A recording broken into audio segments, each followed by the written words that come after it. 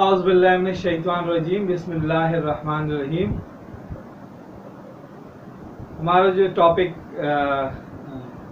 जो हमारा continue chapter है दैट इज द अर्थ। इसका हम आज जो टॉपिक डिस्कस करेंगे that is weathering and its causes.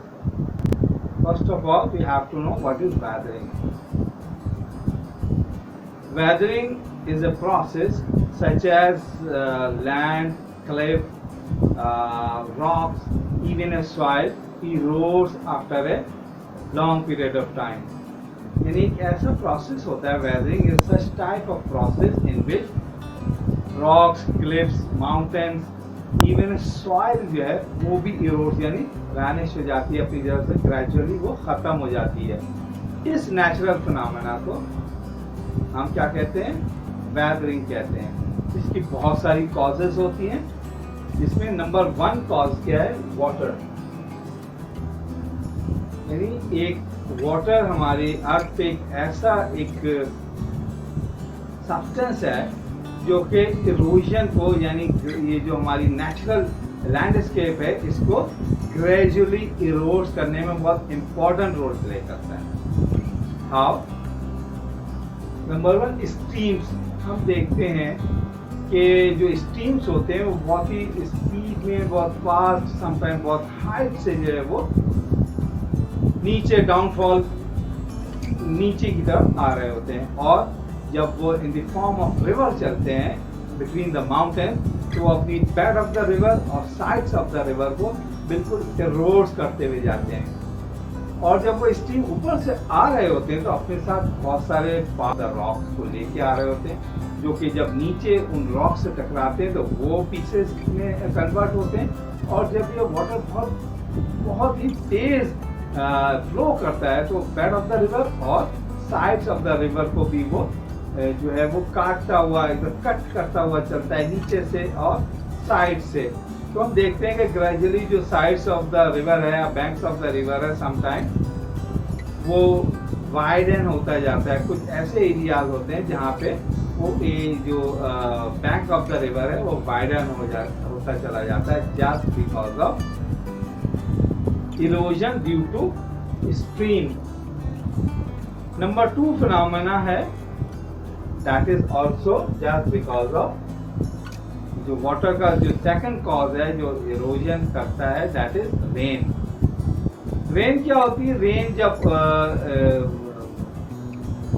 Rainfall होती है तो रेनफॉल के इफेक्ट की वजह से जब वो किसी भी रॉक पे या क्लिफ पे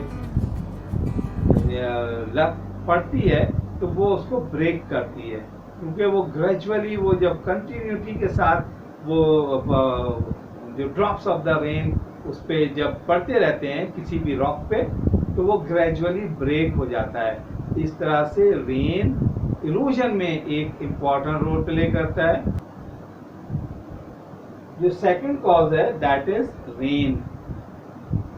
रेन जब हाई माउंटेन्स के ऊपर होती है जहाँ पे नॉर्मली फ्रीजिंग टेम्परेचर होता है और आइस होती है, तो रेन वहाँ पे स्नोफॉल होती है तो वो वहाँ पे फ्रीजिंग पॉइंट पे आता है। और ये हम सब जानते हैं कि जब वाटर फ्रीज होता है तो वो एक्सपैंड होता है।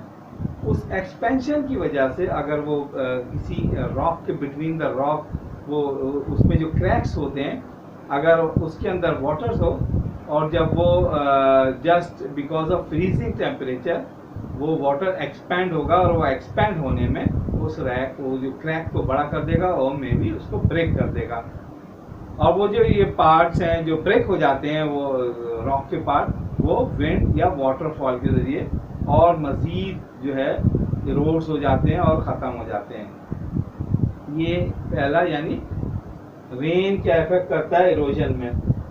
नंबर 3 एक रेन का एक और फिनोमेना है जो एसिडिक रेन जिसको हम कह सकते हैं। यानी एक रेन तो बहुत ही एक अच्छी और अच्छी चीज़ है, बट जब ये ड्यूरिंग रेनफॉल इसमें बहुत सी गैसेस जो है वो एटमॉस्फेयर से शामिल होती है, जिसमें कार्बन डाइऑक्साइड भी है जो कि रेन में शामिल होती है। तो वो ऐसा तो एसिड नहीं बनाती बहुत ही माइल्ड टाइप का जो है एसिड जो है वो बनाती है। और जब ये एसिड किसी रॉक की क्रैक्स में जाता है, माउंटेन्स की क्रैक्स में जाता है, तो ग्रेजुअली उससे केमिकल रिएक्शन करता है और उसको इरोड करने में स्पीड अप करता है।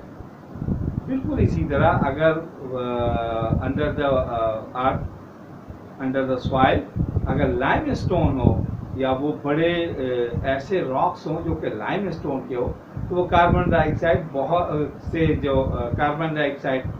कार्बन डाइऑक्साइड का जो वाटर होता है, जस्ट एक माइल्ड एसिड होता है, वो बहुत तेज उससे लाइमस्टोन से रिएक्शन करता है और उसको इरोड कर देता है, बिल्कुल वॉश्ड आउट कर देता है। इससे पहले हम अपने लेक्चर्स में वेव्स का जब हम वेव्स के बारे में हमने पढ़ा था, तो हमने ये उसमें पढ़ा था कि वेव्स जो है बहुत ही स्पीड और बहुत ही पावर के साथ हमने शोर लाइन से जो है वो शोर लाइन को हिट करती हैं, जिसकी वजह से जो शोर लाइन पे रॉक्स होते हैं, क्लिफ्स होती हैं, ये ग्रेजुअली जो है वो ब्रेक होती जाती हैं और फिर एट लास्ट वो वैनिश हो जाती हैं।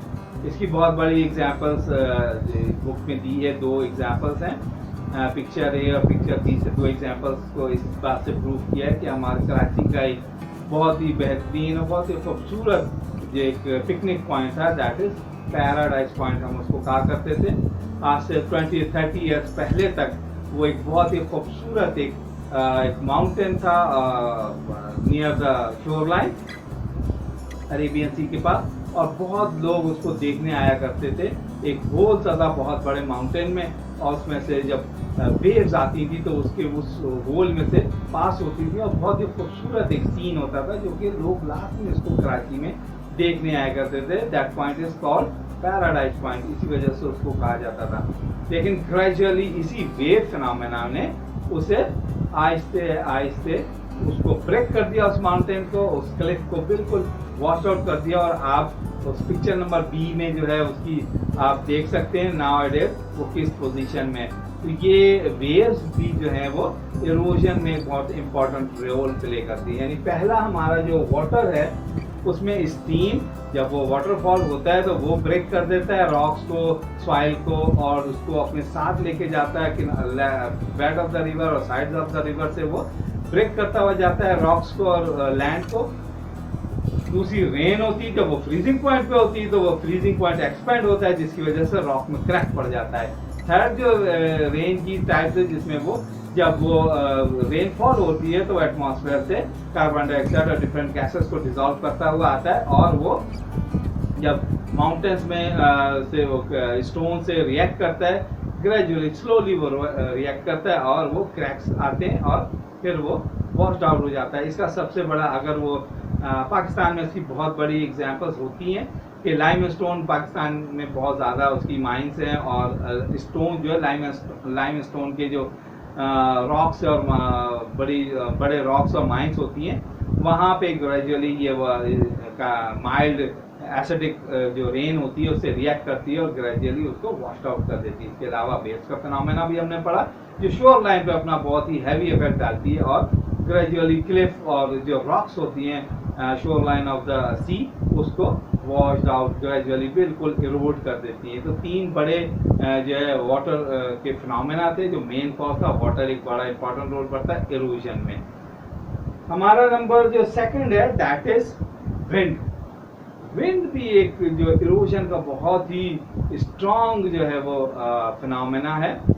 जब विंड बहुत ही स्पीड से ब्लो करती है तो वो माउंटेन्स के वो अपने साथ जो है वो बहुत ही स्मॉल पार्टिकल ऑफ जो है वो सैंड के लेके आ रही होती है, और जब वो सैंड पार्टिकल उस माउंटेन्स से क्रैश होते हैं माउंटेन्स के साइड्स पे और लगते हैं, और वो विंड के बहुत तेजी से उसके जो लगते हुए साइड से जा रहे होते हैं तो वो उसको ग्राइंड करते हुए जाते हैं, बिल्कुल जस्ट लाइक का वो ग्राइंड करते हैं। और अगर कोई रॉक बिल्कुल ही एक अलग से रखा हो, पड़ा हो, बहुत बड़ा रॉक हो, तो वो ग्रेजुअली उसको बिल्कुल ग्राइंड कर देते हैं और वो ब्रेक कर देते हैं उसको।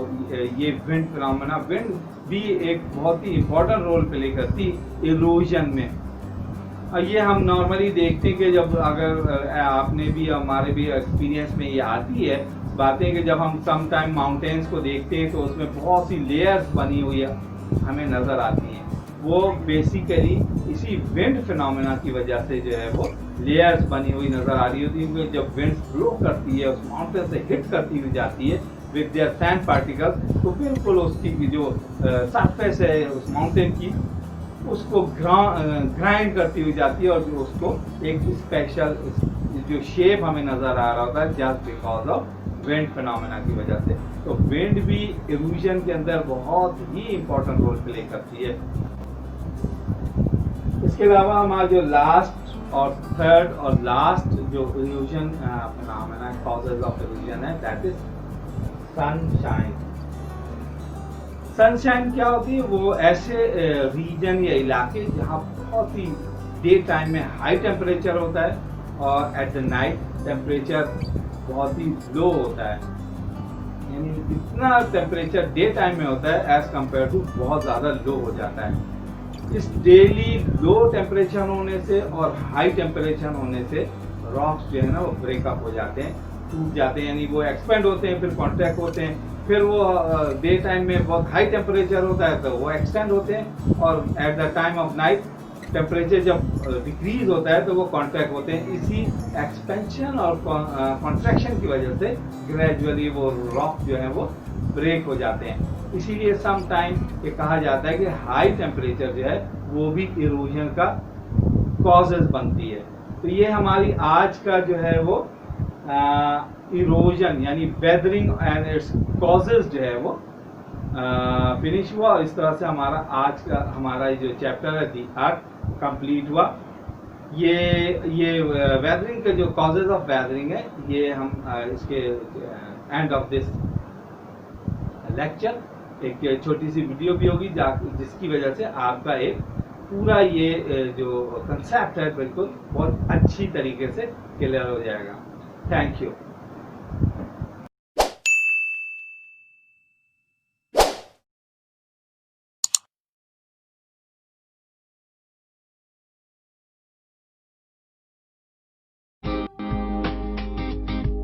Weathering. The Earth's surface consists of a variety of landforms such as mountains, plateaus, plains and valleys, which are constantly changing due to the processes brought about inside the Earth as well as on its surface. One such process is weathering. Weathering is the process of wearing away or breakdown of rocks by the various agents present in the atmosphere, such as temperature changes, moisture, frost, etc. Weathering is a static process, which means that the rocks break up where they stand and the broken pieces remain at the same location. There are three types of weathering processes. The first process, called mechanical weathering, is a physical process during which the rock gets broken into smaller pieces, each retaining the characteristics of the original rock. Mechanical weathering can occur in many ways. Extreme temperature changes can cause the rock to break, especially in very hot and dry regions like deserts.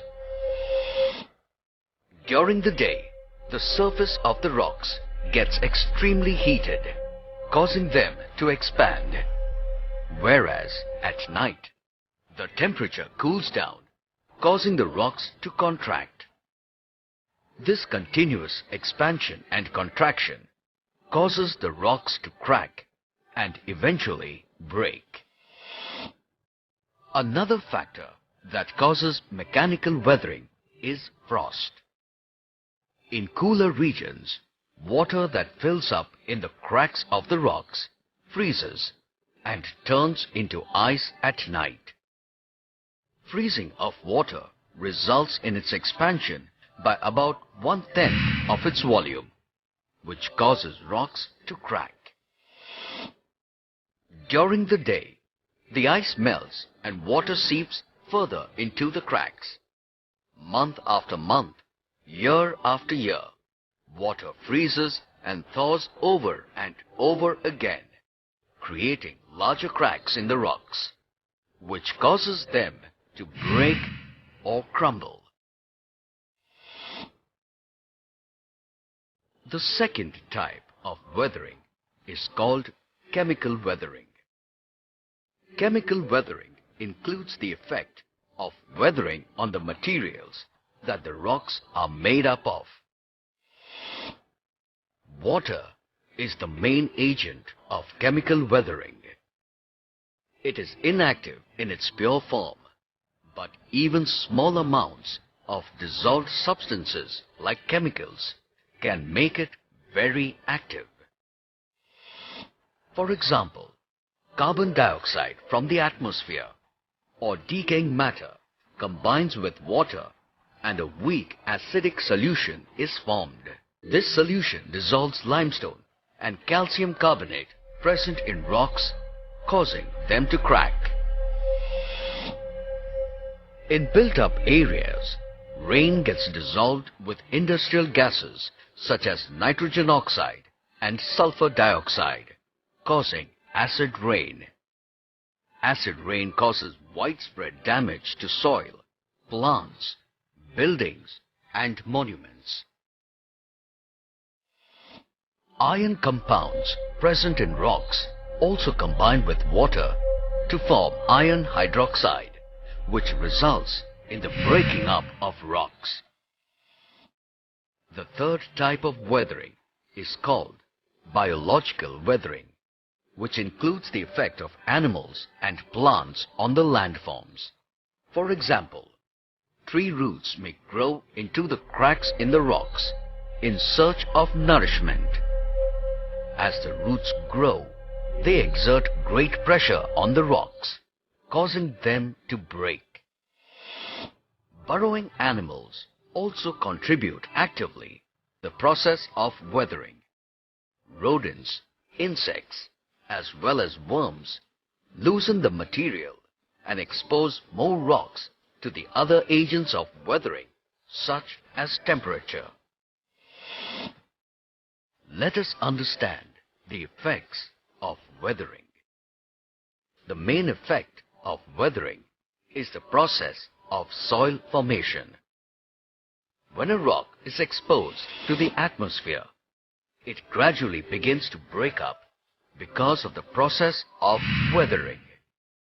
The broken down pieces of the rock eventually form a loose layer, which is called soil. Soil formation is a very slow process, and it takes thousands of years. A well-developed soil is formed only when the weathered particles of rocks remain undisturbed in one place for a long period of time. There is no transportation involved in the process of weathering, which just prepares the material which is transported by gradation. That is, the process of erosion and deposition. Erosion is the wearing away of rocks by agents of gradation, such as running water, moving ice, wind, and waves. Eroded material is then transported from one place to another by the agents of gradation and gets accumulated, eventually giving rise to new landforms. Thus, we conclude that weathering is one of the most important natural phenomena that keeps changing the Earth's physical appearance constantly.